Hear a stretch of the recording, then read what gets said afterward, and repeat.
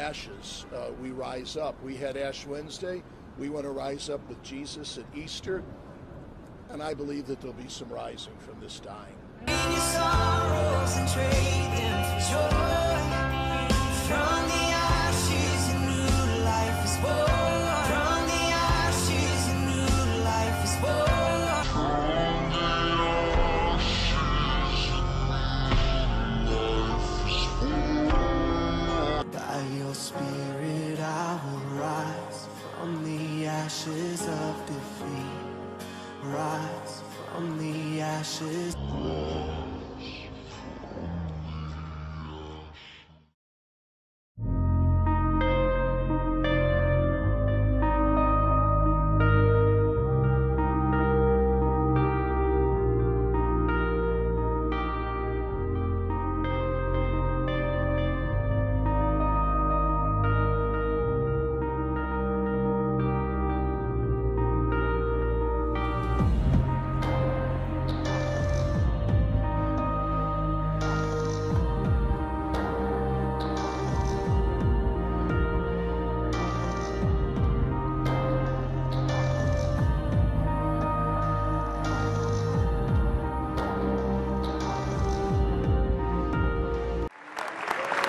Thank you very much, Nadine.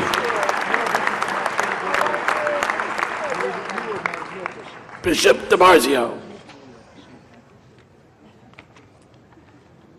Certainly, it's a pleasure to be with you on this 71st annual Al Smith dinner. I'm grateful to Cardinal Dolan for inviting me to do this invocation. As we know, this has been a hard-fought campaign season. Last night was an exciting debate. I think most of us, including Secretary Clinton and Mr. Trump, are praying for this election to be over soon. So let us pray.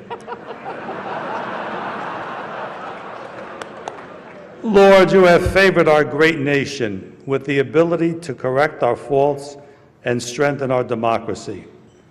We ask your blessing upon us at this time so that our nation may come together in unity to elect a president who will be mindful of the laws inherent in our human nature.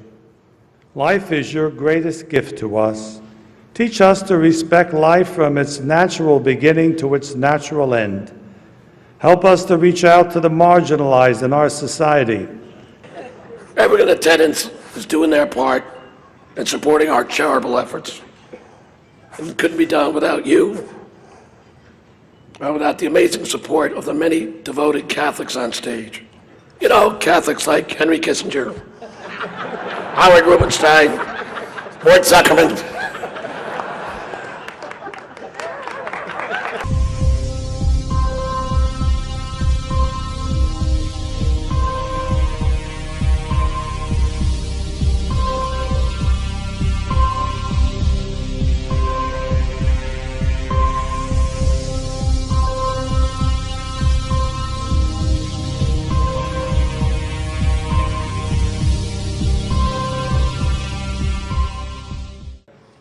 One thing we can all agree on is the need to support the great work that comes out of the dinner.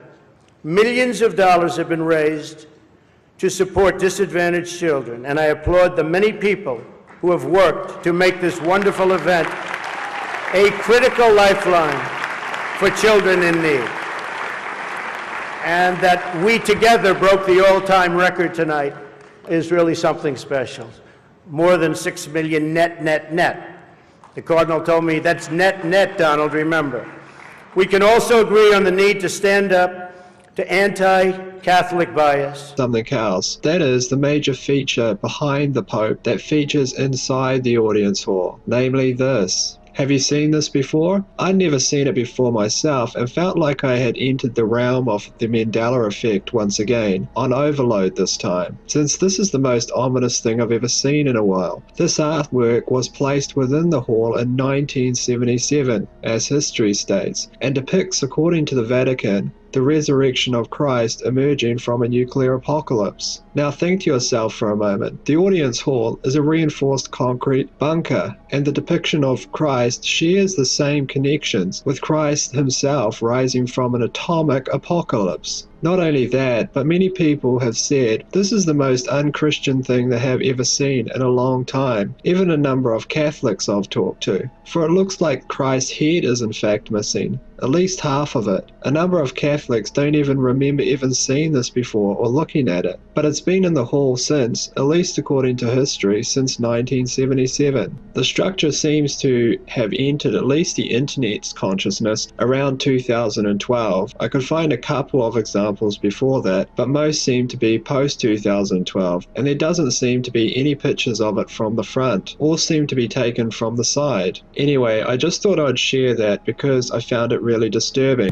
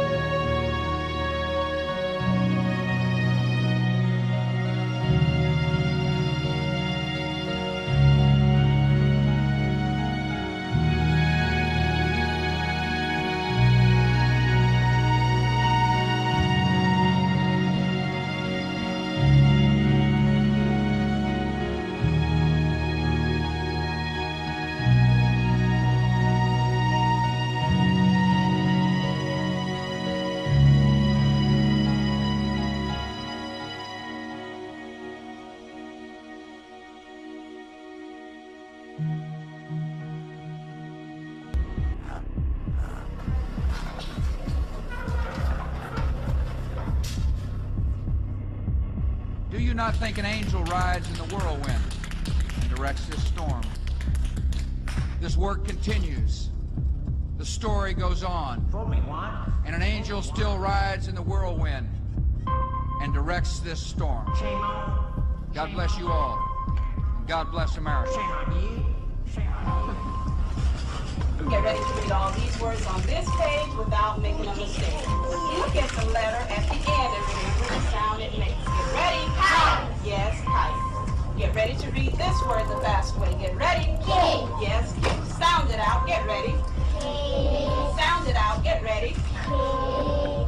What word? Kid. Yes, kid. Boys and girls, sound this word out. Get ready. What word? Steal. Yes, steal. Read these words the fast way. Get ready. Play. Yes, play. Get ready. Must. Yes, must. Let's read these words the fast way without making a mistake. Get ready. Kite. Yes, kite. Get ready. Kick. Yes, kick. Get ready. Steal. Yes, steal. Get ready. Play. Yes, play. Get ready. Must. Yes, must. Open your book up to lesson 60 on page 150.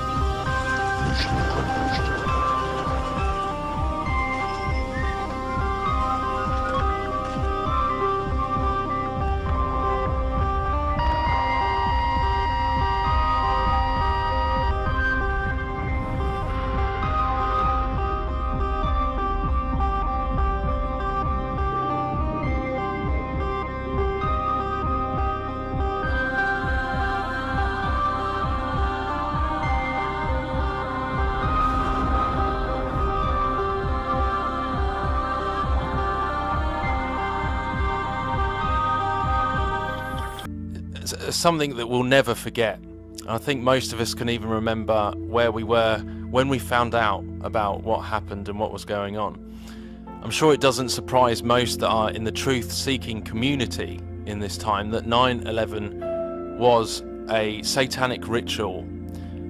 Coming to that conclusion from many different angles, from many different ways, all leading to the same truth, that it was in fact representing the birthing of the new age of Antichrist, the ripping the veil, the bringing in of the beast police state system, and all manner of things, but also a blood sacrifice ritual into the wine press, Samson pushing down the two pillars. But this all correlates to what we've been looking into in the last video, what we've been looking into in regards to the cube behind the veil. It all links in together, and in this video we're going to have a look again through Solomon's temple, Herod's temple, how this all correlates to Jesus Christ when he died and rose again, and the veil was ripped in that temple to reveal the cornerstone, that was behind the veil. And this all links together with 9/11 and many different things. So let's have a look at this. So 9/11, 2001, IXXI, many believe, or some believe, that Jesus himself was born on 9/11, 3 BC, which is pretty interesting because 9/11, 2001 is an inversion of that, 9/11, 2001, 3 AD. But this event, this horrific event that happened on 9/11, 2001, we've discussed this before in terms of the two pillars, like Samson pushing down the two pillars, north and south, plus and minus, just like the pillars in Freemasonry, Yashin and Boaz, plus and minus. So the male and female, the parents, and just like that Samson figure pushing it down in the Bible. And then you've got the child here, which in terms of what we're looking at the moment, as I say, there's many different ways of understanding the nature of this satanic ritual, because there's many different paths and roads that lead to the same conclusion. But the World Trade Center 7 representing that cornerstone. Now remember, Jesus Christ is our true cornerstone, and this all involves inverting. It's to do with the Antichrist. They're trying to bring in, they're trying to open the pit, they're trying to bring in the Antichrist and the age of the Antichrist. So that involves smashing this cornerstone, as per usual, smashing this stone.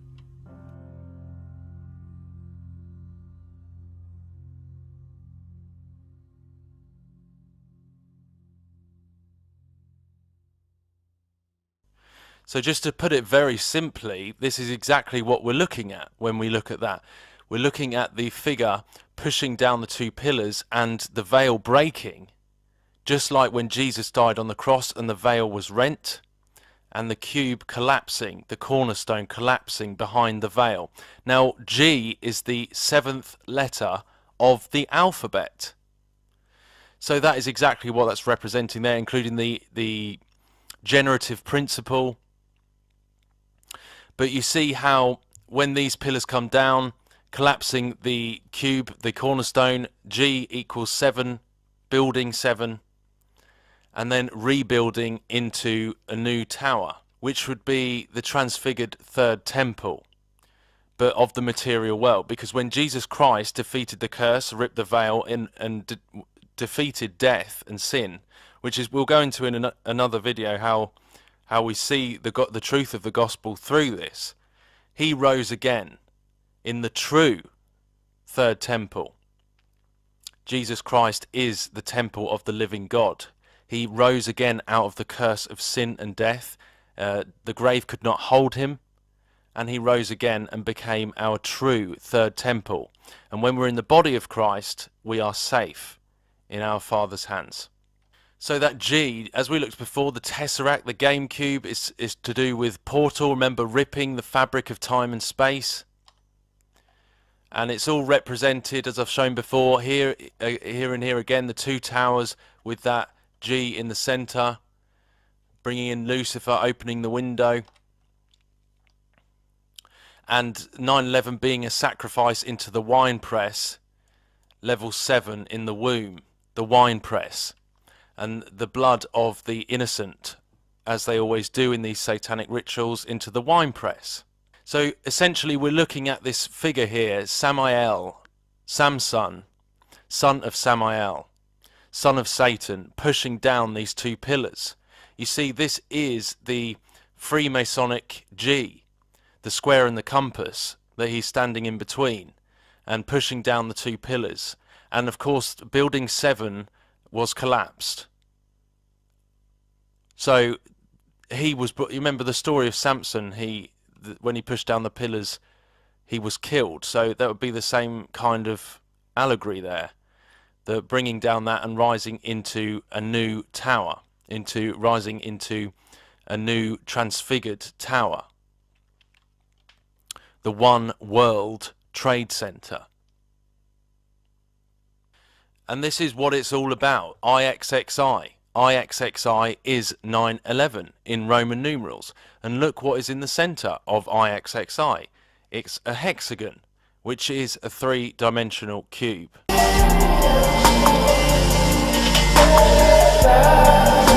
Look there, we've got the same kind of symbology on a Catholic basilica, which is kind of ironic.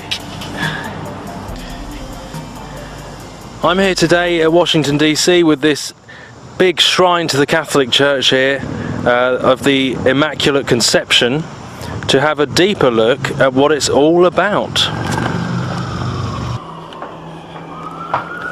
What an eerie place.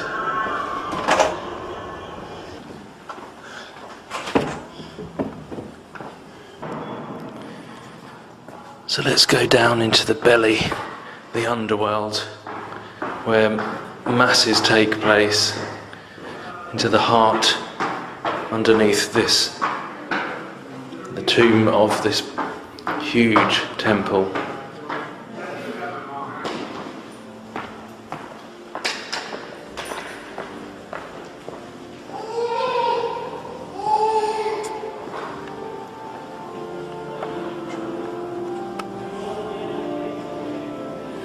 I mean, we're underground right now.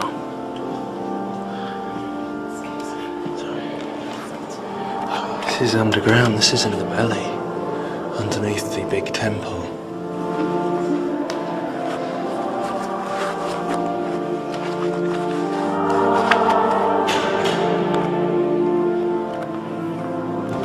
So much symbology in here.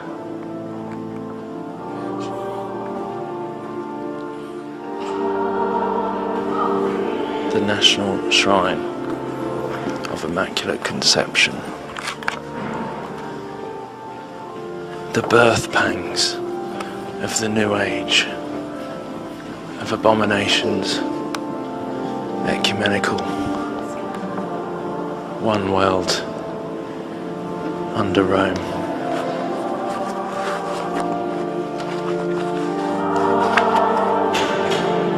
It's like an expensive hotel, one of those 5-star ones in Vegas.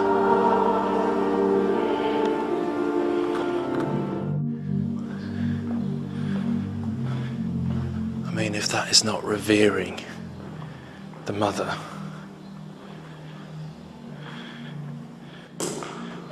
Europa. And look at him, I mean, he's bowing. I've heard so many say they don't revere Mary in that way, the false Mary. But he's bowing to this Ishtar, Isis figure. Coming out of the feminine gate, the female birthing womb. I'm sure I don't really need to say too much. It's already pretty obvious what that represents. Well, and there's that hexagon again. This same symbolism, just like the Star of David. The hexagon like we saw in the other place. The hexagon with mother and child coming through. And like the reference to the black sun. So Saturn, just like the NASA have recently shown with the hexagon on Saturn and all that. And look, the heart, connection to the heart of the earth. Heart of Mary, pray for us. So often I think it's like that birthing of that Tammuz, Nimrod, Antichrist figure from the heart of the earth, which they call Gaia, like the mother goddess Gaia. So I wonder if it's a reference to that. Definitely Ishtar, Babylonian, false religion, and this is their belief system I'm speaking about here. And the references to Saturn. 6-sided shape. The Antichrist, the birth of the Antichrist. A copy of the truth, of the true Messiah, but this is the inverted, the false one. So there's always parallels and mirrors to the real truth. It's just that this goes back to Egypt, Babylon, and has always been usurping authority, as I said, usurping authority from the real legitimate Messiah, the real legitimate truth that we can read in the New Testament. This is how they are doing it and always have done it. This is the plan all along. The fallen plan, the kingdom of darkness, our enemy, to usurp and trick and mirror and copy, to mislead people.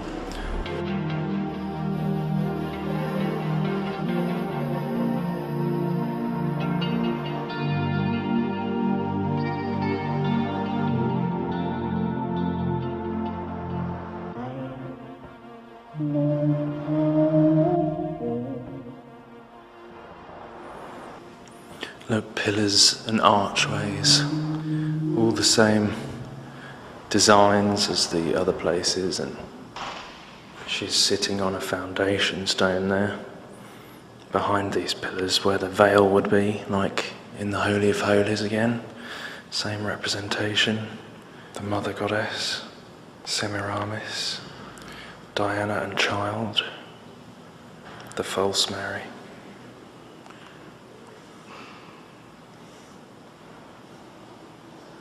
Oh my goodness. And once again, you see IXXI, which is Roman numerals for 9/11, on the cup. The Frankists and other secret societies, there is this belief that they need to fill up this cup of sin, make people turn to bad, which you can see happening, in order to provoke their Christ to come, which they think is the real Christ. But that's their belief. They believe they need to fill up this cup of filth, this cup of abomination, as we're told about in the Bible, that will happen. The cup of abominations that will bring judgment upon the world. But they believe that they're going to get this Christ is going to come. But we know it's the Antichrist. It's Nimrod from the days of the Tower of Babel. And this cup of abominations.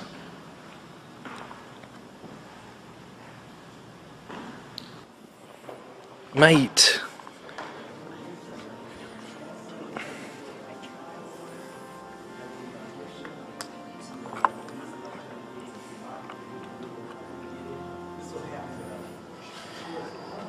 You know, even I've heard Catholics say that this Pope is very different from any other. The way he's uniting religions and one world, ecumenical, new world order. You know, the Jezebel spirit usurps authority where it has none. I was thinking about this the other day. The Jezebel spirit usurps authority where it has none. And this is kind of the way this new ecumenical religion, Babylonian New Age religion is working. Usurping authority over where it has none. You know, it's pretty interesting.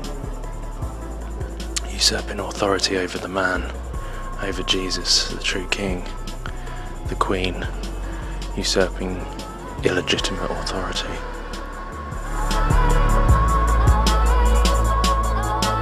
She is the one to take you to that light. Who do you think that light is? Lucifer.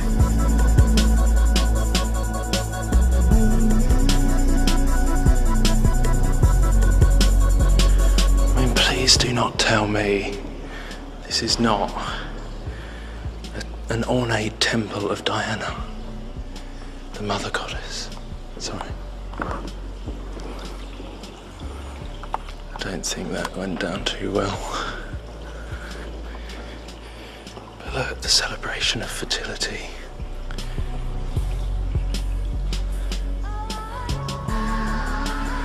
The birth of Tammuz.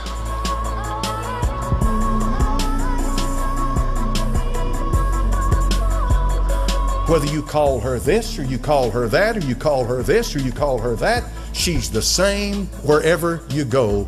She is the Mother of God. She's the universal life force. Satan is very good at accommodating whatever culture, whatever age, whatever clime you happen to be in. Make a difference to him. He's very good at accommodating it.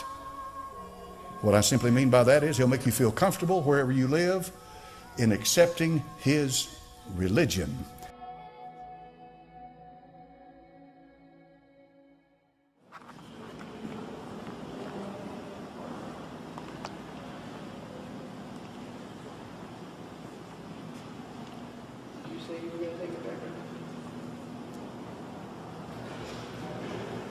See, look, even here it's saying to receive the scroll and to break open its seals.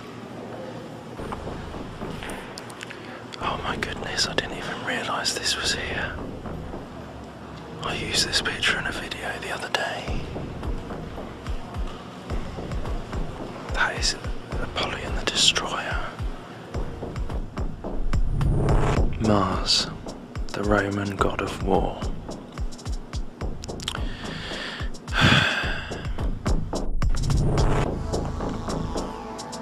And we've got that same representation of the Holy of Holies type thing, and him raising out of it Apollyon the Destroyer, the Antichrist.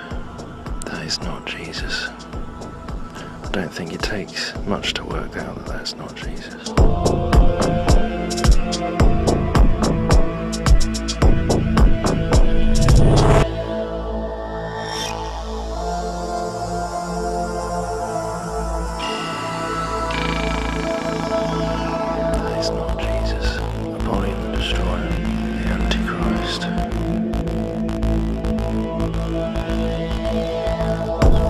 Our coverage this morning of Pope Francis in America with Nora at the White House. Nora? Thank you, Gail. You know, Pope Francis is also going to celebrate his first Mass in the United States, and that is at the Basilica of the National Shrine of the Immaculate Conception.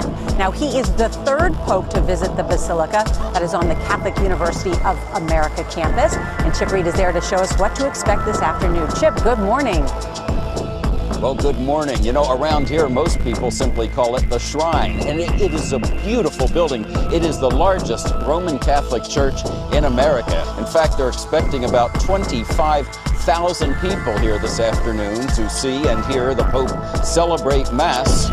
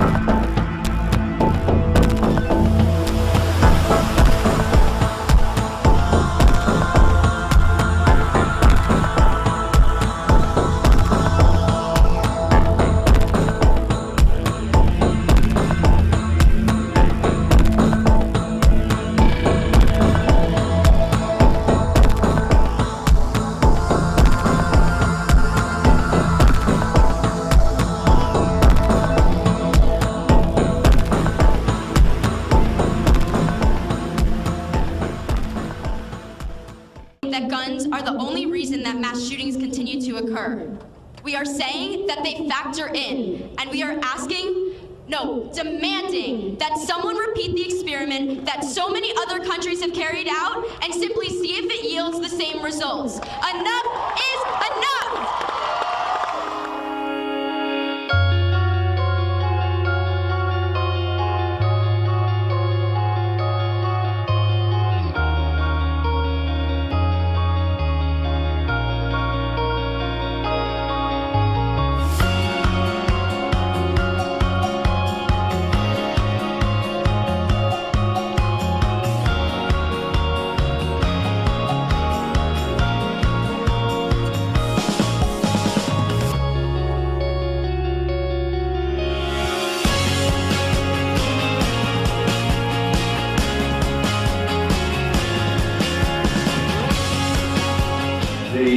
floating eye here is variously interpreted. Some people see the work of Freemasons in it. Some people just see this as the divine eye of providence. It's a debate for the ages.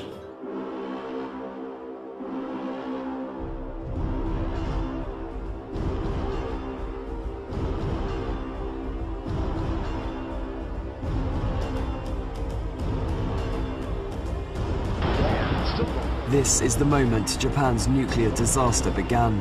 A giant tsunami wave crashes into the Fukushima Daiichi power plant.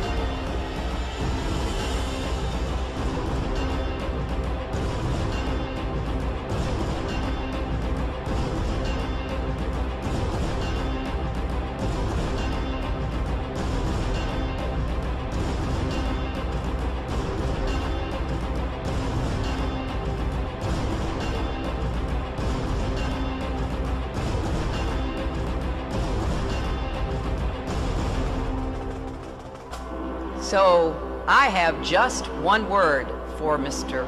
Trump. Basta. Enough! But a bright line in the sand, and we will protect you, that I can tell you, and we will say enough is enough.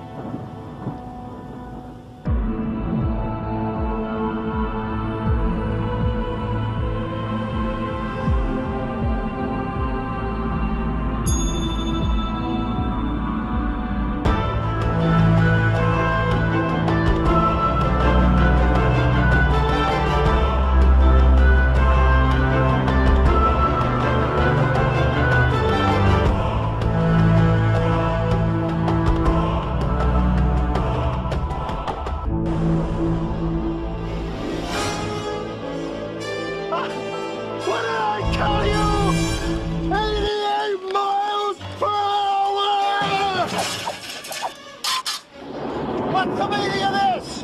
You'll find out in 30 years.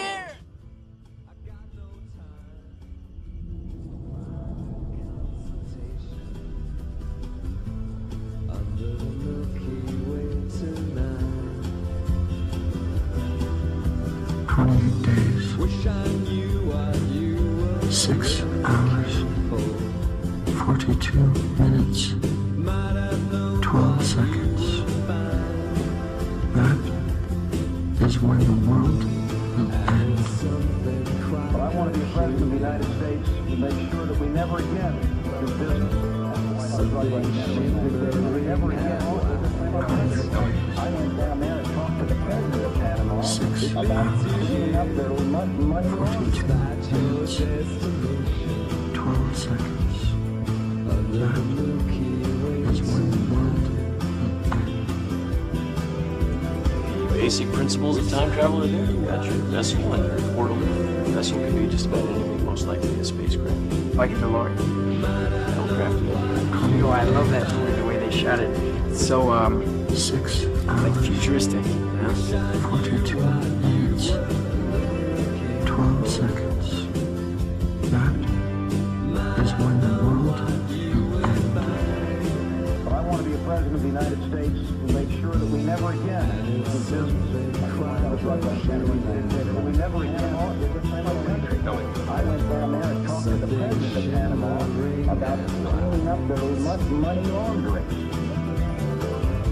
It leads you here, despite your destination,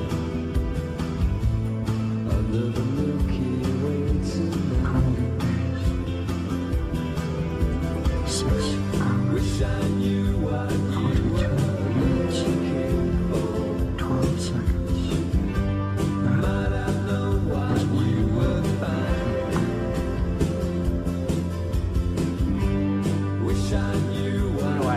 movie, the way they shot it. It's so, like futuristic, you know?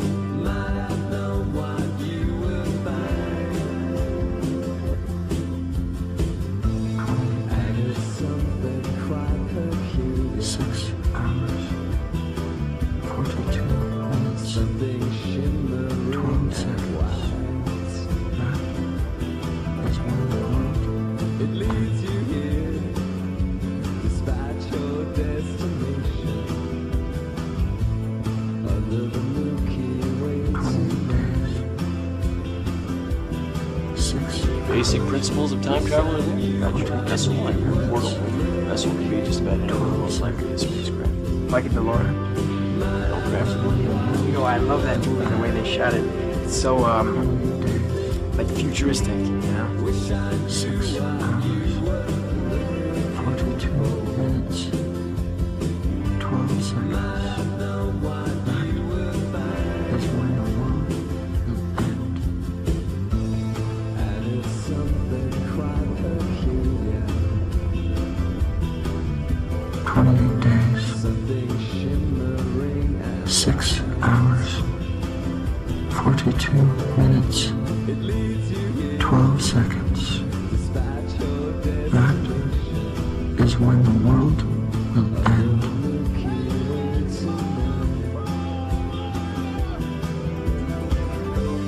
Wish I knew what you were looking for. Might I know what you would find? Wish I knew what you were looking for.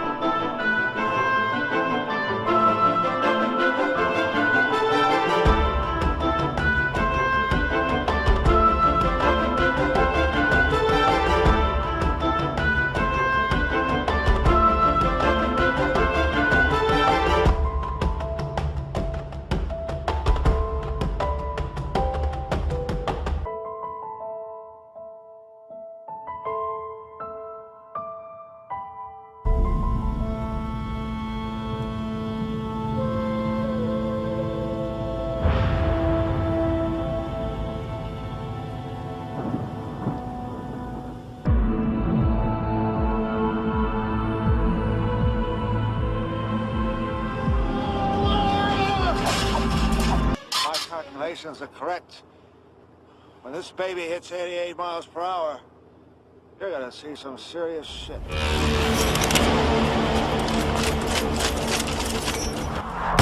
But a bright line in the sand, and we will protect you, that I can tell you, and we will say enough is enough.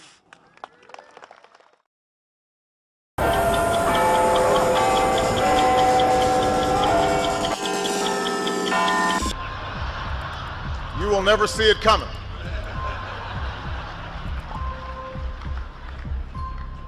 You think I'm joking?